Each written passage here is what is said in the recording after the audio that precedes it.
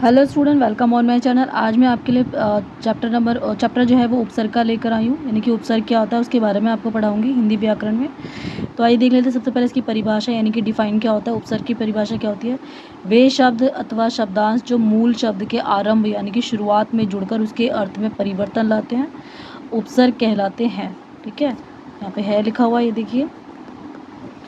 तो मतलब कि वो शब्द या शब्दांश, एक बार और डिफाइन को मैं बता देती हूँ। वे शब्द या फिर शब्दांश जो मूल शब्द यानी कि जो मेन शब्द होते हैं उसके आरंभ में मतलब स्टार्टिंग में जुड़कर उसके अर्थ में परिवर्तन लाते हैं, तो उसे हम उपसर्ग कहते हैं या उपसर्ग कहलाते हैं। अब मान लीजिए यहाँ पे हार लिखा था, लेकिन इसके आगे हमने आ उपसर्ग लगा दिया तो आहार बन गया। आहार मतलब भोजन। इस तरीके से यहाँ पे मान लीजिए नेता लिखा था, तो इसके आगे हमने अभी लगा दिया तो अभिनेता बन गया। तो उपयुक्त उदाहरण में हार शब्द के प्रारंभ में आ उपसर्ग जोड़कर नए शब्द आहार की रचना की गई है। इसी तरह नेता शब्द में अभी जो है अभी उपसर्ग को जोड़कर नए शब्द अभिनेता की रचना की गई है। इन नए शब्दों का अर्थ मूलतः शब्दों तथा नेता से अलग है। तो आइए देख लेते हैं पहले हिंदी में 4 प्रकार के उपसर्ग कौन कौन से प्रयोग किए जाते हैं, जैसे अति, अप, अव, अनु, अधि, अभि, आ, उत और उप। ठीक है, ये किसी भी शब्द के आगे लग के उनका मतलब बदल देते हैं। आइए देखते हैं अति के उपसर्ग के कौन कौन से उदाहरण हैं। तो अति के आगे यहाँ पे अति वर्ड के अति उपसर्ग के जो उदाहरण वाले शब्द हैं उसको देख लेते हैं, जैसे अत्यंत, अतिरिक्त, अत्याचार, अत्यधिक और अत्युत्तम। तो ये सब कुछ ऐसे शब्द हैं जिसके आगे अति उपसर्ग लगा हुआ है। अप उपसर्ग के शब्द हैं वो है अपमान, अपयश, अपकार, अव्यय और अपकीर्ति।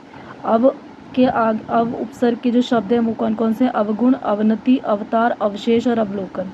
इस तरीके से अनु उपसर्ग के शब्द हैं अनुकूल, अनुज, अनुचर, अनुगमन और अनुकंपा। फिर अधि उपसर्ग के शब्द कौन कौन से? अध्यक्ष, अधिकार, अधिकरण, अधिपति और अधिग्रहण। अभि उपसर्ग के शब्द कौन कौन से हैं? अभिमान, अभिमुख, अभियान, अभिलाषा और अभिनेता। फिर आता है आ उपसर्ग के शब्द कौन कौन से हैं? तो आजन्म, आजीवन, आमरण, आक्रमण और आकर्षण। फिर है उत उपसर्ग के शब्द कौन कौन से? उत्थान, उत्कर्ष, उत्सर्ग, उत्पत्ति और उन्नति।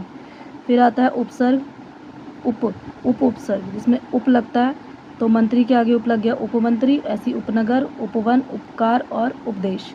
चलते हैं नेक्स्ट पेज पर। इसी तरीके से यहाँ पे कुछ और भी उपसर्ग है, जैसे दुर उपसर्ग से दुर्गुण, दुर्दशा, दुर्गम, दुराचार और दुर्जन ऐसे शब्द बनते हैं। दुस उपसर्ग से दुस्साहस, दुस्साध्य, दुस्साहस और दुष्कर्म, दुष्कर और दुष्कर्म। नि उपसर्ग से निषेध, निवारण, निदान, नियुक्त और निगमन, निम्गन।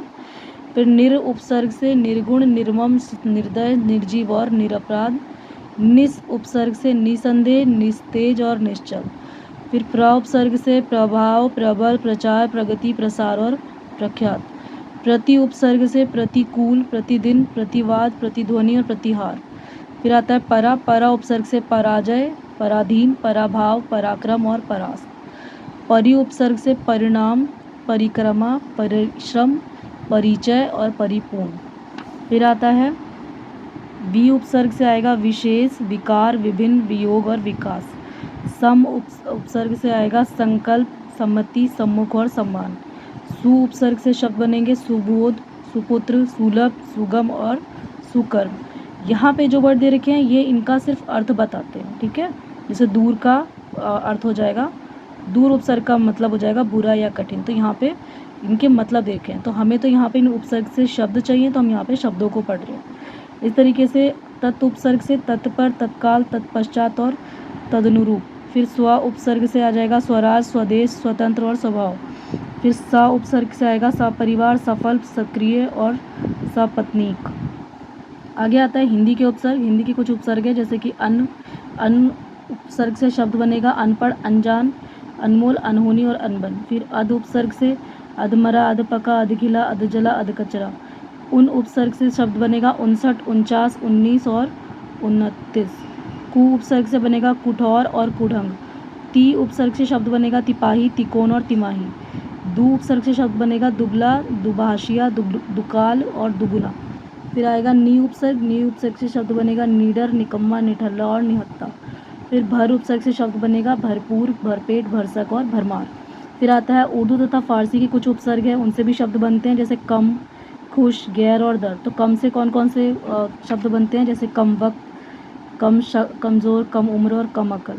इसी तरीके से खुश से क्या बनेगा, खुश दिल, खुशबू, खुशकिस्मत, खुशहाल और खुशखबरी। फिर गैर से बनेगा गैर ज़रूरी, गैर हाजिर, गैर मुल्क, गैर कानूनी और गैर जिम्मेदार। फिर आता है दर। दर से बनेगा शब्द दरअसल, दरमियान और दरहकीकत। तो आगे चलते हैं नेक्स्ट पेज पे, इसके नेक्स्ट आगे के उपसर्ग वाले शब्दों के लिए। आगे है यहाँ पे ना उपसर्ग है। ना उपसर्ग से नासमझ, नादान और नापसंद जैसे शब्द बनेंगे। ब उपसर्ग से बखूबी, बदौलत और बदस्तूर। सबके आगे ब उपसर्ग जो है वो लगा हुआ है। ऐसी बा उपसर्ग से बाकायदा, कायदा के आगे बा लगा दिया तो बाकायदा बन गया। इज्जत के आगे बा लगा दिया तो बाइज्जत, और अदब के आगे बा लगा दिया तो बाअदब। फिर बे के आगे बे उपसर्ग है। बे उपसर्ग जो है वो आगे ईमान शब्द के आगे लगेगा तो बेईमान हो जाएगा। कसूर के आगे लगेगा तो बेकसूर, वजह के आगे लगेगा तो बेवजह, और बेकार कार के आगे लगेगा तो बेकार, और खटके के आगे लगेगा तो बेखटके। इस तरीके से बद उपसर्ग से कौन कौन शब्द आते हैं, बदनाम, बदबू, बदसूरत, बदचलन और बददिमाग। फिर आता है ला उपसर्ग से लाजवाब, लाइलाज और लावारिस जैसे शब्द बन के आते हैं। हम उपसर्ग से हमदर्द, हम उम्र, हम सफ़र और हम वतन जैसे शब्द आते हैं। आइए देखते हैं उपसर्गों की तरह प्रयुक्त होने वाले कुछ संस्कृत के अव्यय। यहाँ पे कुछ संस्कृत के भी अव्यय हैं जो संस्कृत के उपसर्गों की तरह इस्तेमाल होते हैं। जैसे कि अंतः है तो यहाँ पे अंतःपुर या अंतःकरण। अंतर है तो इसमें अंतर्मन, अंतर्देशीय और अंतर्यामी। अध है तो यहाँ पे अधपति, अधोगति, अधोमुख और अधोभाग। चिर है तो यहाँ पे आ जाएगा चिरकालीन, चिरकाल और चिरायु। पूरा है तो यहाँ पे आ जाएगा पुरातन, पुरातत्व, पुरालेख और पुराकालीन। फिर है पुनः है तो यहाँ पे पुनर्जन्म, पुनर्निर्माण, पुनर्जागरण और पुनर्मिलन। फिर बहिर है तो यहाँ पे बहिर्मुखी और बहिर्गामी। फिर स लिखा है तो इसके आगे सफल।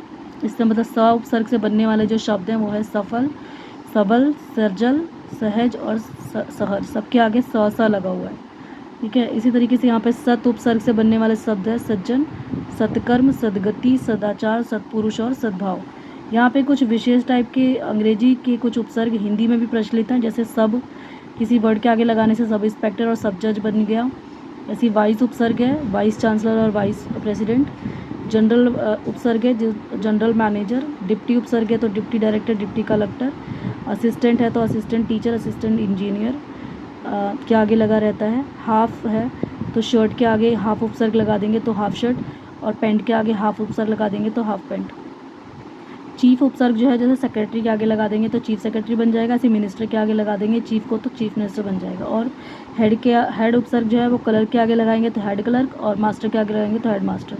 तो इस तरीके से हमने बहुत सारे उपसर्गों को आज पढ़ लिया है, ठीक है। तो मिलते हैं नेक्स्ट वीडियो में किसी नए हिंदी व्याकरण के टॉपिक के साथ। तब तक के लिए मेरे चैनल को सब्सक्राइब कर लीजिए, मेरे वीडियो को लाइक शेयर कमेंट कर दीजिए। Thank you.